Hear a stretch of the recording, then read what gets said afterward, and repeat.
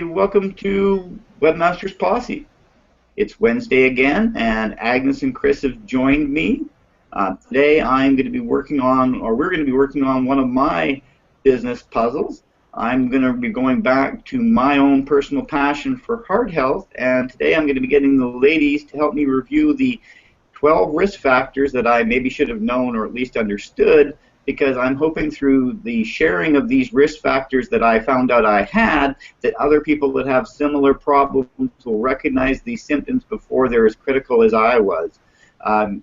We've all heard that if you have high blood pressure, that's a problem. If you have hypertension, that's a problem. If you have too high a heartbeat, that's a problem.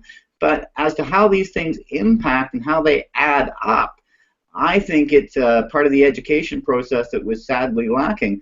One of the things I found when I got to the heart health unit after having had the heart attack was that all of this information was available in a nice 25-page red-bound little soft-covered book, and I'd never seen it, even though I'd been in to see my doctor 6 times in the past 3 years about my hypertension and high blood pressure. The doctor had not thought it was necessary to give me the Heart and Stroke of Canada guidebook to surviving a heart attack. So I thought that was kind of funny. And maybe one of the problems with our medical system. There is no good reason why, if the information was available, I had to wait till I was recovering in a hospital to be exposed to the facts that might have prevented emergency surgery for me. So because I'm now aware it's a problem, I'm hoping to do something to remedy that problem. So welcome, Robin. Thank you for joining us. Yeah, it's great. I need a new camera, I think. Something less purple. Lavender blue. So I just realized something. I can see the monitor in my glasses, which is kind of distracting for me. Having never broadcasted from this laptop before, I had no idea that that would be the result of the crystal clear camera and the short range. My computer on the desk is about twice as far away from me, and I guess it puts the reflection at a different angle, so I don't have to look at it and you guys don't have to look at it. So I'm going to try and keep my head up so it's not a problem during the part of the meeting where I need to see what I'm doing. Now that we're live, I want to try a little experiment. I'm hoping to be able to screen share the blog post in question, because I know for a fact that when I'm working on something I know a lot about, I tend to forget little bits and pieces that would make it clearer to other people. So one of the reasons I want to engage you ladies today is to make sure what I've shared makes sense to somebody else that doesn't have my experience or knowledge about the subject, because I want this to be accessible and available to anybody, whether they know something about the subject or not. So I'm going to go to the screen share here and see if I can get it activated. And it just cascades. Now, can we see what I'm brought up on the monitor? We see a picture of you. But do you see pictures inside pictures? It's just a cascade, Michael. Just a cascade. I don't know why that happens. I've killed it. So I'm going to ask you ladies to go to the chat window and to click on the link I've left for you. That'll take you to my blog post, which is the one I want to share with you today and then get your feedback from.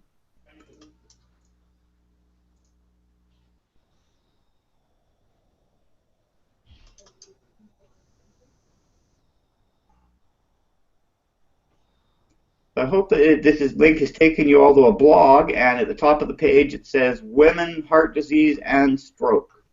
Yes, I see it. Yay! So these are facts from the Canadian Government Heart Health website, and they really do illustrate how serious a problem this is. I had no idea till I was halfway through the research for my heart health book that women had it so much worse than men. So part of the way I've set this up is I'm going to cover some heart health myths and then debunk the myths. So if you go to the text portion, what you don't understand can kill you is a bold yet truthful statement. when I was growing up, it was older men dying from heart attack. Proof of this was in my own family tree. Both my grandfathers died at age 65 of, you guessed it, heart attacks, each within 6 months of retiring from 40-plus year career jobs. And we all know the JOBS is short for just over broke. Or in this case, yeah.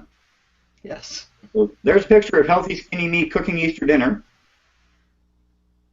And it takes me down the page to the first heart health myth, which is old men die from heart attacks. So heart health tip number 1, that is a fairy tale. The facts are men age 47 is the average. Older is the norm for women, with 61 being the average age. So in order to dispel some common myths, I have been working on this for a while now. I will share some of the risk factors that I had, the ones that should have gotten my attention sooner, in hopes as you read the list that you will recognize what I did not grasp at the time. So the first risk factor was high blood pressure. So we all know that 120/80 is normal and that's healthy. But at 150/110, you've now increased your heart health risk of a heart attack or stroke by 10%. And when you get up to 180/140, that is a 20% risk factor. For me, the highest I ever had was 200/145, and they kept me overnight in the hospital to make sure I wasn't going to expire on them. The second and dangerous warning sign is your pulse rate. So for a man, average is between 55 and 60, and for a woman, average is 45 to 55. So at 75 beats a minute, add a 10% risk factor, and at 100 beats a minute, jump that risk factor up to 20. So you can see just from number 1 and 2, it's very easy to get to 40% quickly here. The third example is bad cholesterol or low good fats, or high bad cholesterol or low good fats, because both things are important, and that was something even up to my heart attack I never understood. The difference of 4 times is a 10% risk factor, and a difference of 6 times, which I had, is a 20% risk factor. Number 4 is sudden loss of sight. Optic nerve is the largest consumer of blood in your head. Add 10%. And now, because of mouse control, I've run up the page too far, and I have to find myself. Number 5 was loss in definition of fine touch when the blood is kept in the body leads to poor circulation. Add 10% to your risk factors. 6, can you walk a mile without losing your breath is a basic test. A mile, or 3 kilometers in Canada, in less than 15 minutes. And I bet it should say walk in less than 15 minutes without being out of breath. This adds 20% if you can't walk the mile in 15 minutes without losing your breath. Do your loved ones a favor, call your doctor and get a non-stress test. Number 7 risk factor is do you smoke cigarettes? Being a smoker will get you a 12-inch zipper and broken ribs. Add a bonus 10% to your risk factors per package smoked per day. The same cardiologist that said he would give you a zipper says that pot smokers have it easier, and that does not make you a smoker for heart health risk or for needing to have a bypass instead of stents. 8, family history. See lesson number 1 at the top of the page. I recommend you add 10% per person in your family that has already died from a heart health problem. I had both my grandfathers, so for me that was 20%. 9, do you drink alcohol in success?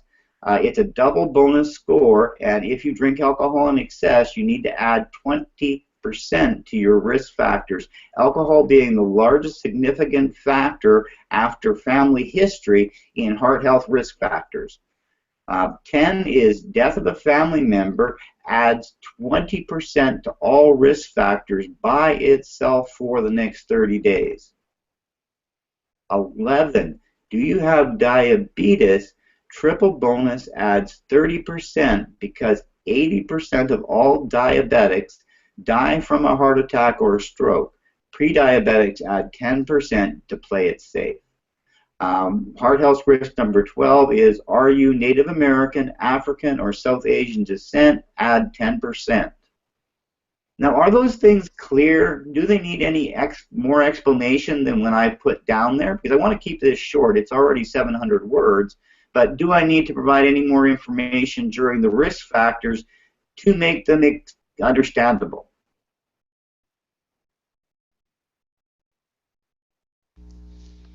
I think a bit of grammatical stuff, grammar Nazi here. And hence part of the reason I'm putting this out there. And sometimes where you've got the plus 10%, I might take the plus sign out and just put in the words add. Okay. Because otherwise it could be, you know, your pulse rate is 75 plus 10%.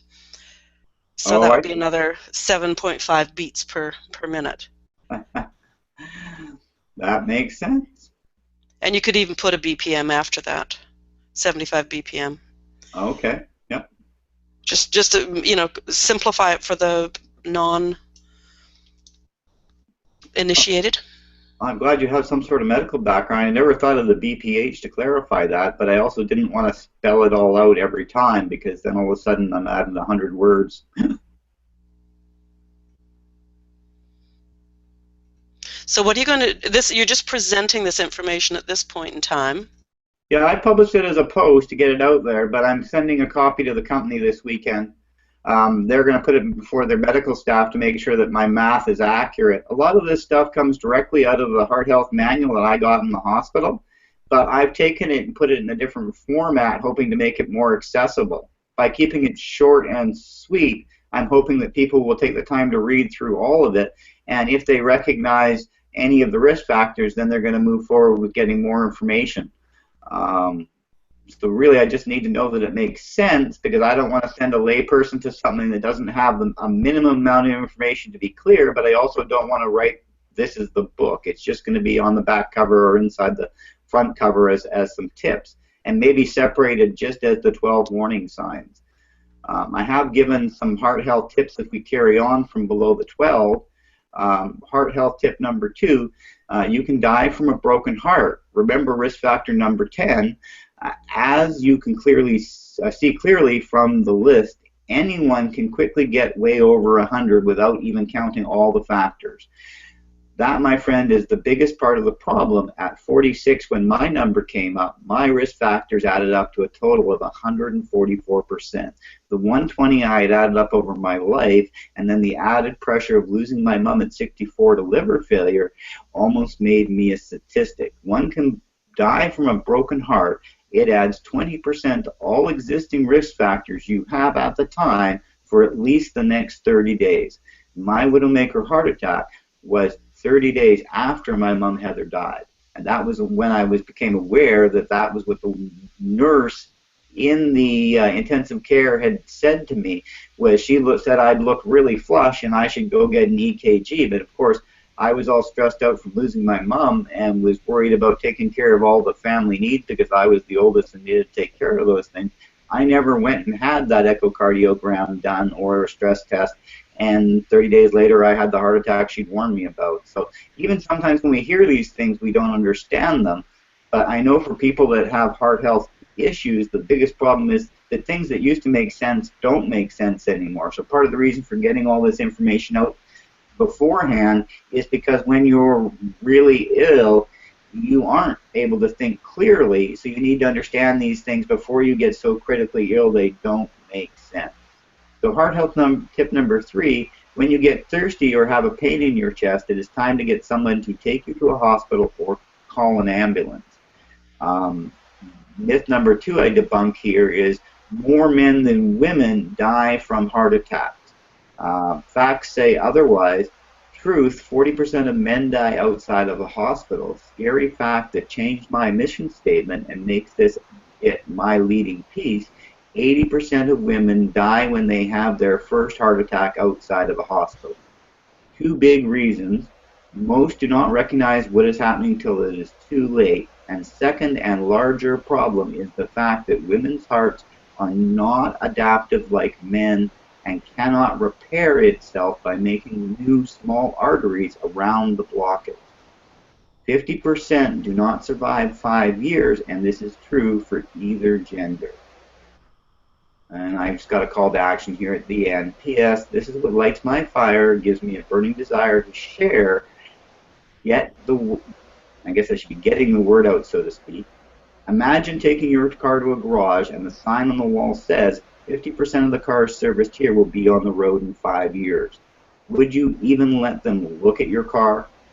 Then we see doctors and let them practice on us. If I had just taken my prescriptions like a good boy, I would only have had a 50% chance of living 5 years. I am happy I was my own advocate, did the research, and found a better way. And then I give a link to the new company information platform, which has Immunical and the PNT, which are two of my primary recovery products, in the link.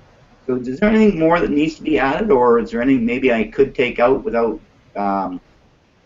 taking away from what I posted? Because I would like to shorten it up by maybe 50 words, but I don't know what I could take out without losing something integral to the message. I find it a little confusing having sort of, myth and the factors, then the heart healthy tip, then a myth.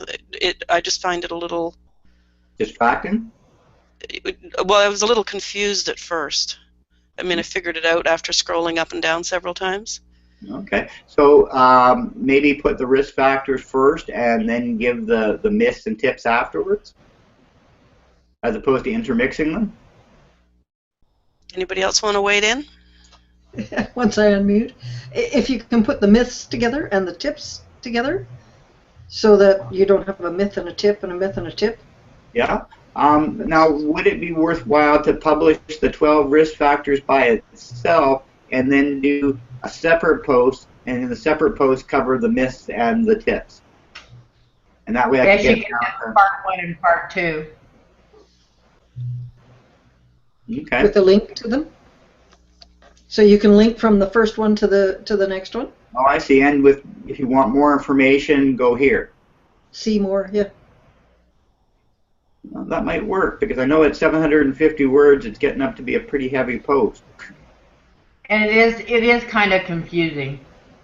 Well, and that's part of the reason I wanted feedback. I wanted all the information to get out there, but my mind works in an unusual way, and I make intuitive jumps. The problem is that I'm not a large portion of the population, so people can't always follow the steps I've taken, and that's why I need the other feedback from the outside, because it makes sense to me, but I'm not my audience necessarily, so it needs to make sense to the majority of people. And since in this particular case I'm trying to put the emphasis on women need to know about this because they're at a higher risk of dying from not knowing, and part of the reason they're at a higher risk is 20, 30, 40 years ago, there was twice as many men dying of heart attacks as women. So women don't think they're at as much risk. But in the last 20, 30 years, women have taken on more male-orientated jobs and more male-orientated family roles. And it turns out it's in these jobs and being the responsible parent, the sole parent in this case, is harder on the hearts, and it's causing them to suffer and die from men's illnesses. It's sort of the same reason why pets are dying from human illnesses. The fact is, pets spend a lot of time with the person. They eat people food. They're around people. They're also very empathetic, so they pick up things from the humans around them. It's not well understood, but there's some interesting stuff going on. So I see you're still poring over it, Agnes. Did you have another idea? No, I was just like I've expanded my screen to like another 25% larger, and I still have difficulty reading the women heart disease and stroke information. I'm just the information at the bottom's too small? No, the right up underneath your title. You've got that little poster that says women heart disease and stroke. Oh, I see it. Does anybody else? Is it just my eyes, or? I can read that okay. Oh, okay. So it's just me. It might be the colors. I know that I have a real problem when the colors aren't contrasting, so they've got a dark blue on a light blue there. Oh, I see red Yeah, the red's easy to see, but I find that the blue small print where it says heart disease and stroke is quite hard for me, like Agnes, to read because one's blue-gray and the other's blue. Right, right. Unfortunately, it's their info piece. What I'll do when I edit the post is I will try to make it a bit bigger than it is by changing the size of the picture. I'll have to go back to the original picture and manually set it up to be smaller because I just took the one that was large in the setup for the blog post. Why don't you just make your own? Why don't you just make your own? I probably could. That's not a. Yeah, it is something I could and should do, I guess. And that would change. I could change a couple of things that don't line up with the information I have. Because they've said here that 53% of the Canadian women age. Well, where does it go?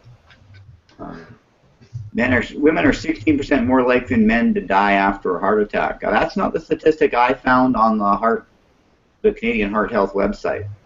Can you take it out of there? This is about Canadian women, so it's more broad to everywhere.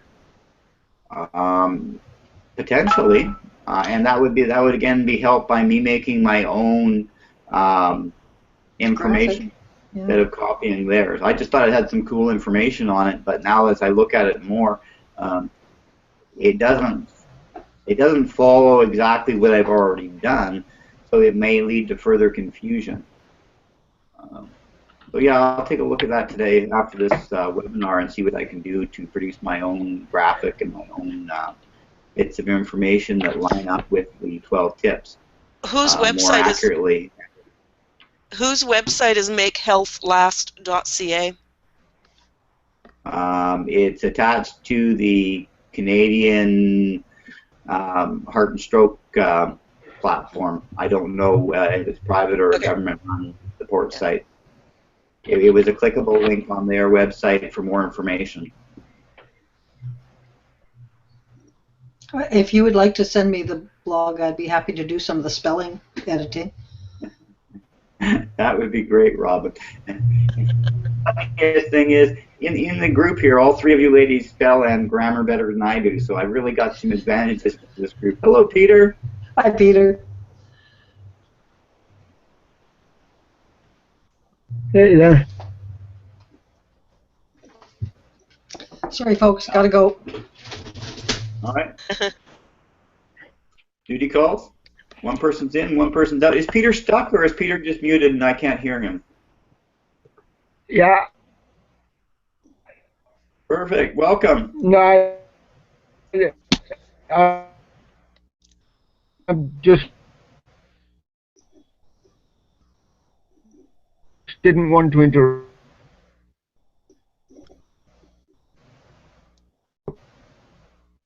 I didn't just took me after what was going. Uh-oh. No, that's fine. You seem to have a bit of a lag, although we've had other volume and sound problems today. So I guess this week, issue of the week is Google sound quality. So I've posted that, Peter, to a recent post, and I was just getting some feedback and review from the ladies that were attending. Again, they found my grammatical errors, but they've also suggested that I take the post and break it into two posts, with the heart health risk factors being one post, and then the myths and their debunking being a second post, because I've gotten up over 700 words, and I'm trying to keep them, all 500 to 600 so that people can read them in one sitting and get through them. But a certain amount of information I felt needed to be shared, and it turns out that by separating them, I can do two smaller posts at like 350, 400 words, add the little bit of clarification I need to clean it up, and end up with a better post as a result.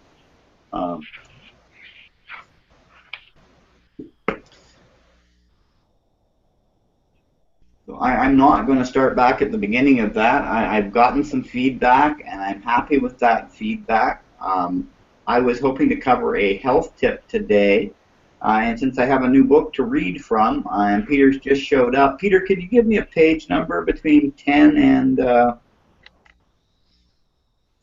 where are we here, 200 and 240. 10 and 240? Yes. Oh,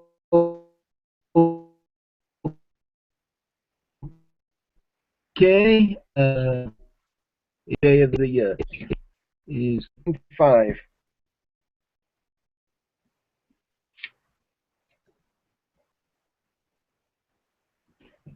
105. 105.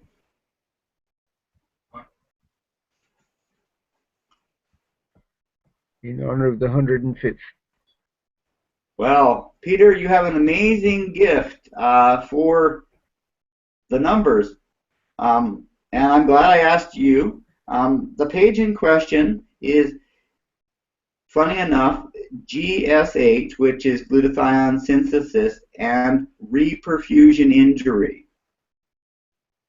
Now, the funny thing is, reperfusion injury is what happens to a heart muscle after a heart attack when the heart catches up on the beats it missed during a heart attack.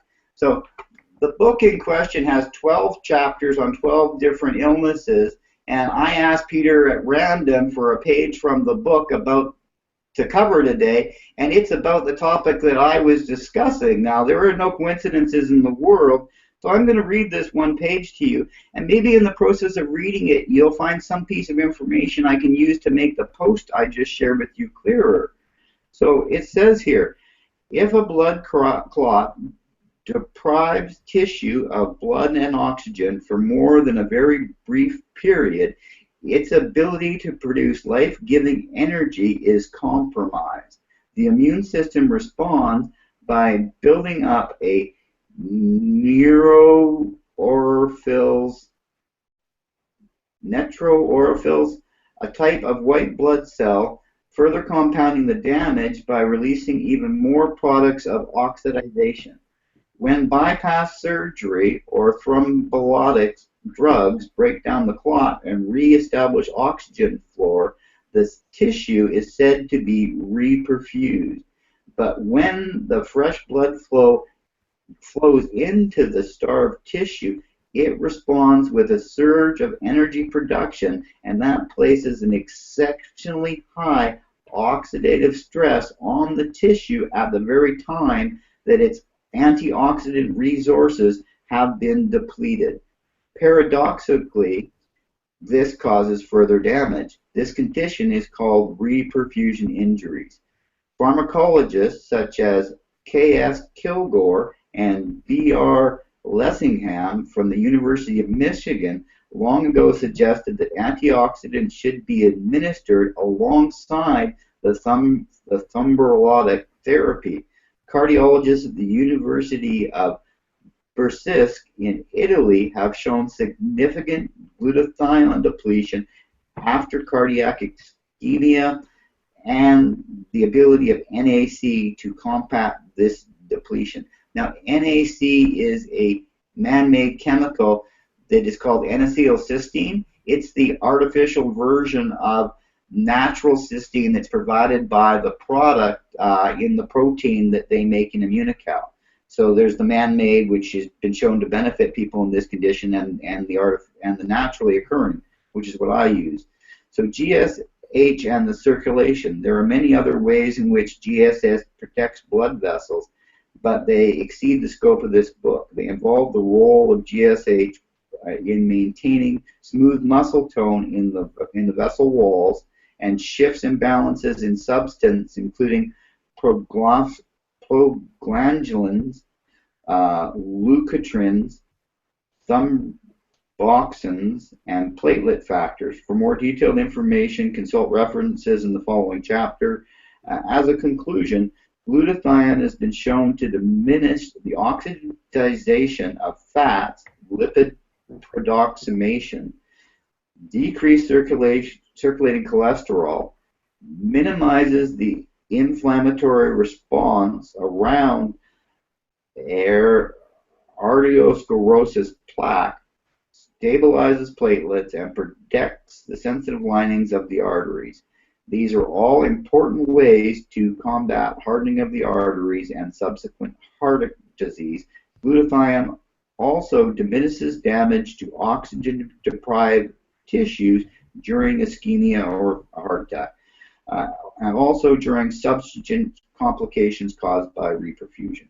Cardiovascular disease has a huge impact on our population. It is to a great degree preventable, and strategies for raising glutathione should be hand in hand with a responsible diet and healthy lifestyle choices. Such measurements can prevent and may help reverse the all too common illness.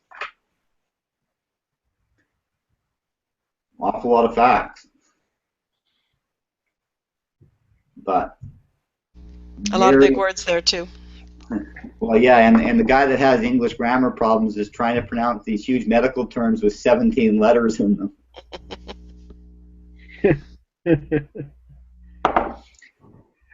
So did I hear it expouts in the positive role of antioxidants? Did I hear that somewhere in that that reading? Yes.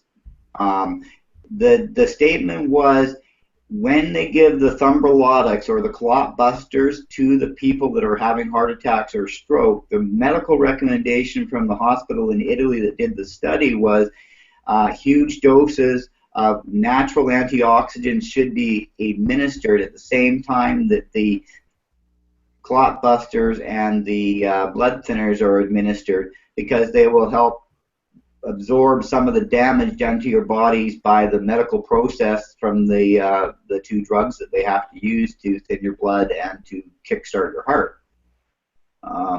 So one of the reasons why this is such an important part of the puzzle and part of the solution is glutathione, or GHS as it was described, is called the master antioxidant because it allows your body to recycle or reuse the existing antioxidants in your body 8 to 10 times over again. So in the case of a vitamin C molecule, when it's done its job, it's full. It goes and finds a larger glutathione molecule.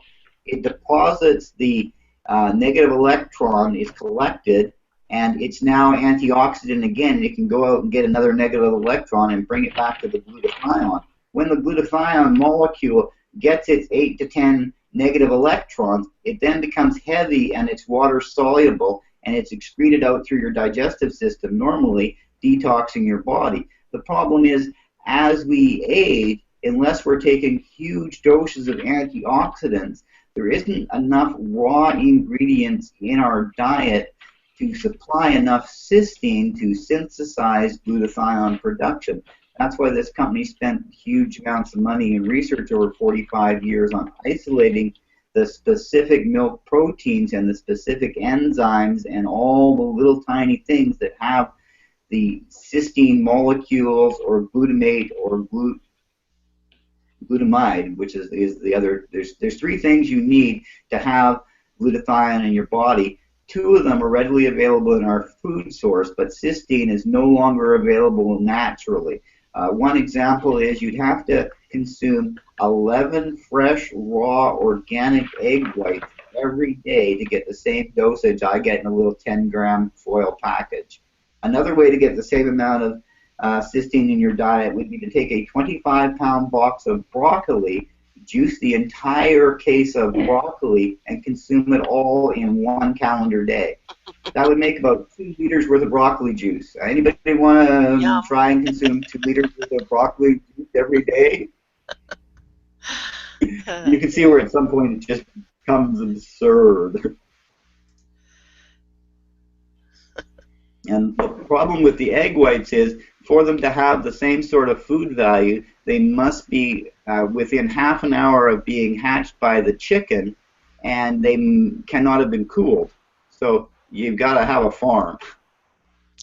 So I don't know a lot. Do any of you have a farm? I shouldn't just assume you don't have a farm, but I don't know a lot of people that have 40 chickens per person so they can have 10 eggs every day, because chickens don't lay every day. I understand it's every 2 or 3 days, so you'd need to have like 20 or 30 chickens per member of your family. So I have 6 people in my household, I'd need to have like 300 chickens or something to feed them all raw egg white every day. And have you ever tried out raw egg white, folks? No, thank you. I have once. I had one raw egg white. No, thank you. I choked it down, but I literally had to choke it down. And even though I knew it was super healthy, and my friend that went to the gym for years, you know, he drank 6 of these things every morning before he went to the gym, I couldn't do it. It just tastes so. I can eat Like a lot raw of oysters. Well, I don't mind raw oysters. Actually, this was less palatable than raw oysters because the egg white's it's a stringy thing. You have to literally swallow it all at once. There's no chewing. It's just. I'll have my egg whites in the form of lemon meringue pie, thank you. No, There's a good idea. I also enjoy them as an eggs Benedict with hollandaise spread all over them on a piece of nice back bacon and on an English muffin. But it turns out that there's a lot of cholesterol in hollandaise because it's made with a dozen egg yolks. I thought eggs weren't the problem type of cholesterol. Well, I thought they were immune. They're not a super bad cholesterol, but it's the amount of cholesterol in them. So in the example of the hollandaise, it's about 1 egg yolk per person for the amount of egg yolk you're getting. So it's a lot more than you'd get if it was like breading on your chicken cordon bleu or something. And it's in the amount that you consume that it's too much cholesterol. I mean, anything, even good cholesterol, is bad for you if you're trying to limit your cholesterol. And for me, my bad cholesterol was 6.6 on the scale, and my good cholesterol was 0.5051. So I had half a percentage of good, and I had 6.5 points of bad. So the difference was like 8 times or something. So from the risk factors I covered earlier, 4 times is risky, 6 times is dangerous, 8 times is just about a form of suicide. And I had no idea, even though they were watching my cholesterol, I had always assumed when I did my biannual test that the cholesterol they were looking for was bad cholesterol. But it turns out that it's not just bad cholesterol, but it's the difference between the good and the bad. So it's a proportional thing. If my bad cholesterol had been 6.6 and my good cholesterol had been 2 or more than 2, the difference would be less than 4 times, and I would not have been at a health risk. But because my good cholesterol was such a minuscule amount, having a bad cholesterol of 6.6 made, you know, a disproportionate difference. And that's why medical specialists now say that it's a better idea to have your triglycerides checked than it is to have your good and bad cholesterol, because the triglyceride count is a more accurate way of seeing whether your heart's under stress. Because if you don't understand that it's the difference between the good and the bad, just getting your bad cholesterol checked doesn't really explain a lot. It took a second-year heart health student in Victoria about half an hour to explain it to me to the point where I understood it, and I had some basic understanding of it, but it's one of those things that you have to rattle it back and forth in your head until it makes sense. And it's, I guess, why doctors have to go to school for 8 years, because there's all these little tiny variables and little tiny details. It's like us when we're setting up a funnel.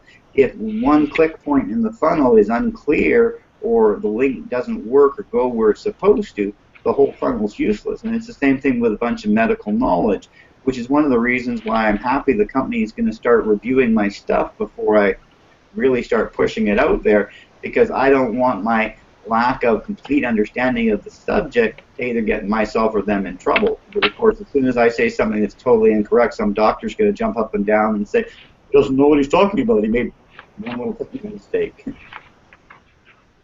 I think the trick, too, is to make sure you don't present as a medical professional. Absolutely. And I try to cover that at every third or fourth post, that I'm not a medical professional. And I actually say it in the introduction on my website, that I'm an experienced cook and I know a lot about food, but I'm not a medical student or a doctor.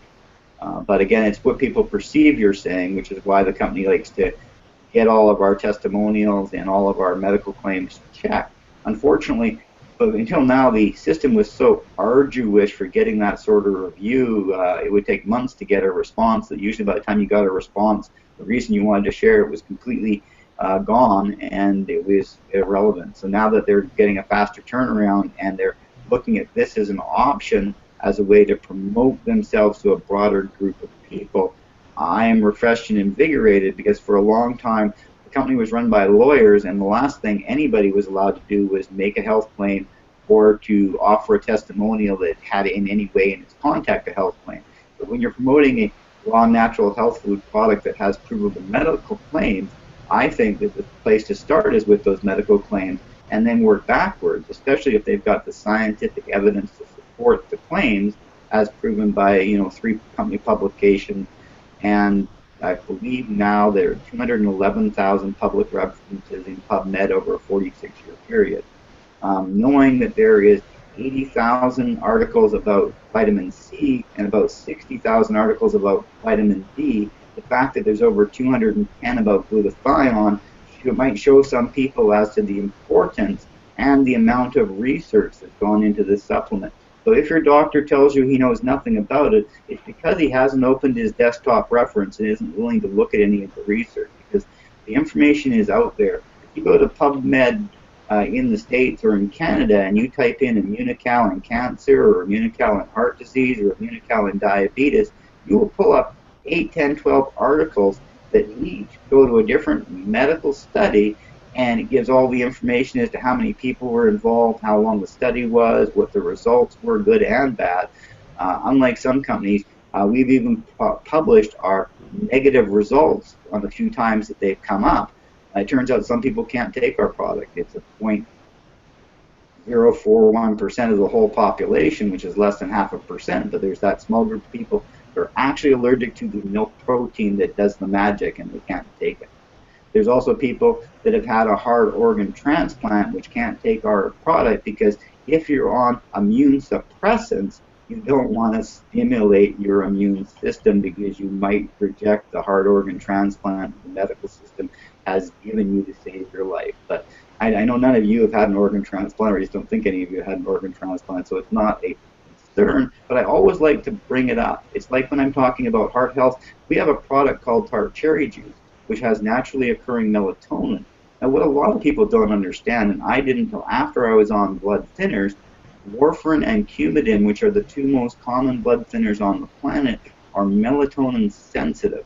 What that means, if you're taking melatonin either naturally or as a sleeping aid and a supplement, and you're taking blood thinners, the blood thinners you're already taking will be 50% to 2 times as effective.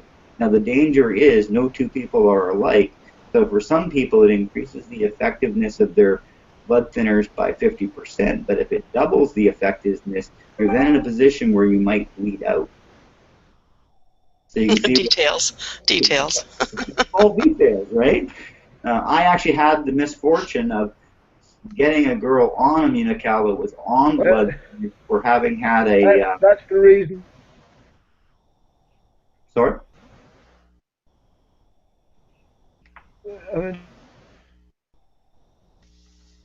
That's the reason behind the always consult a medical professional. As you've said, Michael, that should be respected at some point in time, I would have thought. Absolutely, and the company's got it on every single thing they produce, which is part of the reason why they like us to use their produced stuff.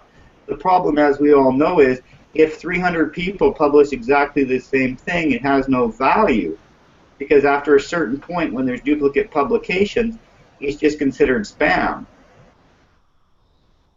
Some of the training platforms are having that problem now when they're advertising new links for certain promotions. After they get 20 or 30 people with ads on Facebook approved, the link to their event is no longer acceptable to the ad campaign, because the ad campaign says, 30 people this week have already published it, enough's enough, you've got to find something new, or, go do something else. So it's hard. You got to find the middle ground.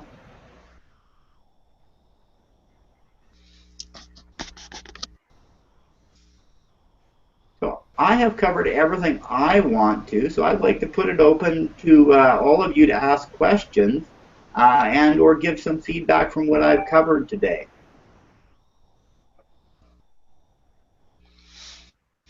Well, you talked about whether there was anything in the book article that you could use, and I think it's far too sophisticated information for the average consumer.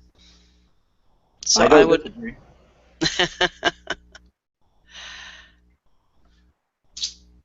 But you can see from me reading from the book why there is a problem between the world at large and the medical community. Yeah, and I guess that's why they have specialists to a certain degree, but the trick, of course, is in any country of getting into them. Well, or recognizing the problem.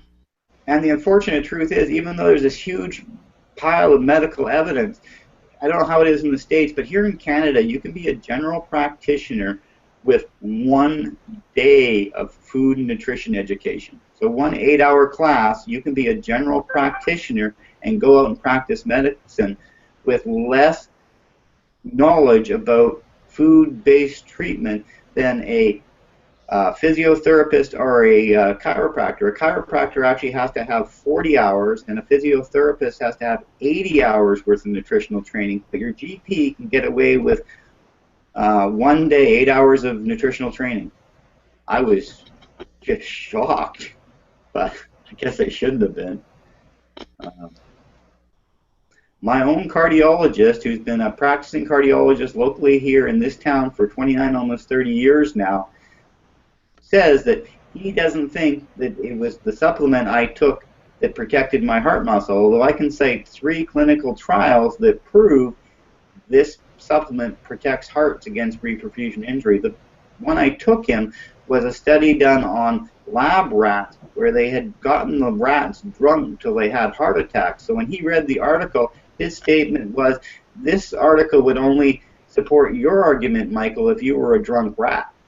It was at that point I lost all my respect for him and went back to my general practitioner, because he basically told me he didn't believe the medical study because he didn't agree with it. It's also the same cardiologist that said he wanted me on 80 milligrams of Lipitor a day, even though the pharmacist at the Heart Health Specialty Unit where they put the stint in put me on 40 milligrams a day. I'm now completely off the Lipitor after less than 2 years, and the cardiologist, if he had his way, would still have me on 80 milligrams a day for the rest of my life. Now, I know for a fact there was a study produced in the United States in Illinois last year, and it showed that people on Lipitor for more than 5 years were 35% more likely to develop diabetes in their lifetime. And the medical evidence proves that if you have diabetes, 80% of all people with diabetes die from heart attack or stroke. So the Lipitor they give you to avoid a heart attack could cause you to contract diabetes, and having diabetes almost assures you that you're going to die of a heart attack or stroke. So does that really make any sense? Everybody works toward their own destination. Well, I think it's sad that not only are these horrible side effects available if you come on. Well, a cardiologist needs patience.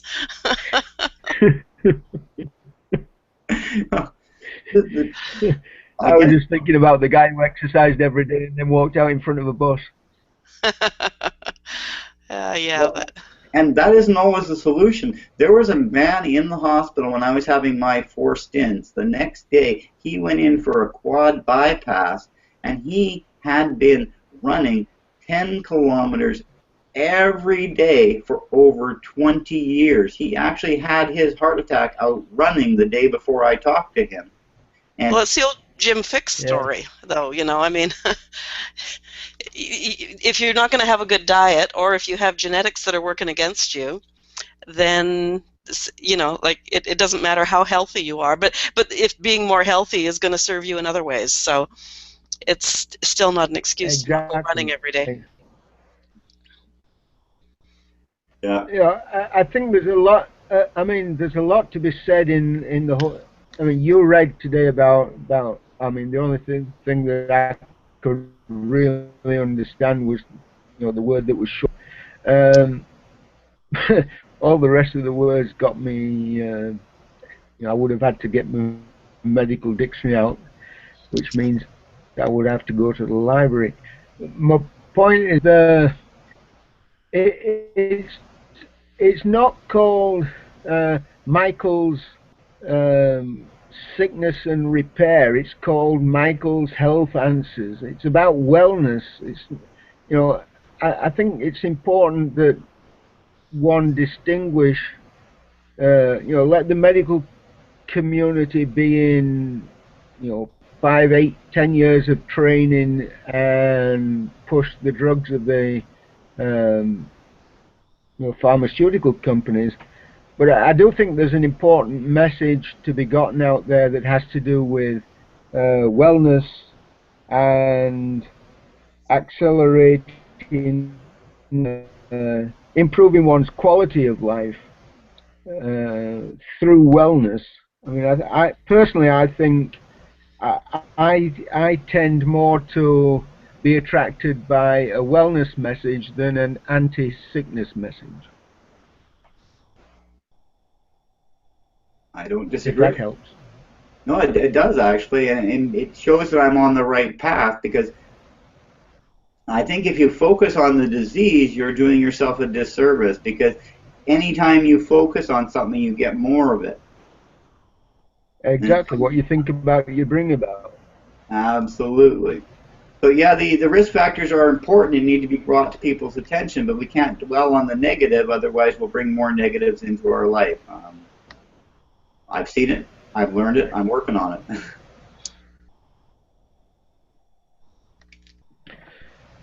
Okay. Well, just as a side note, from a diet perspective, as part of my general course of treatment towards recovering from the thyroid cancer, I was placed on a low iodine diet to essentially starve my body of iodine, so that it is going to be then taken in.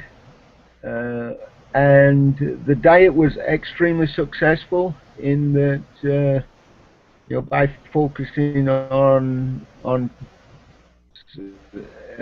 what was essentially put together as a 4-week program, my body is sufficiently starved in 2 weeks. So diet is important, guys. Very much so. Well, you So must have really dedicated to your food program to have accomplished that, what they thought would take 4 weeks in 2 weeks. That means you took it seriously and jumped on it properly. Not hug my grandchildren. I can respect and appreciate that, Peter. I had a 2-month-old granddaughter at home and I was lying in a hospital bed, and it's one of the reasons I wanted to get home quickly. We all need something to look forward to, especially when we're challenged with our health. It's all about the people that care about you. I think. Hey guys, over in America, so I'm going to, as they say, leave you and love you. Perfect. Enjoy your day, Peter. See you, Peter. Bye, Peter. Okay, well, I think it's about that time anyways, isn't it, Michael? Just coming up for one. Yeah, we just stopped the broadcast. I've gotten more feedback than I can utilize in the next 24 hours, so thank you both for adding bits and pieces to the puzzle, helping me to clarify it. I will post everything within a couple of days in the Posse group to the 2 new articles, and if once I posted them, you can check for grammatical errors. I love it. So thank you both, and we'll talk again in a week.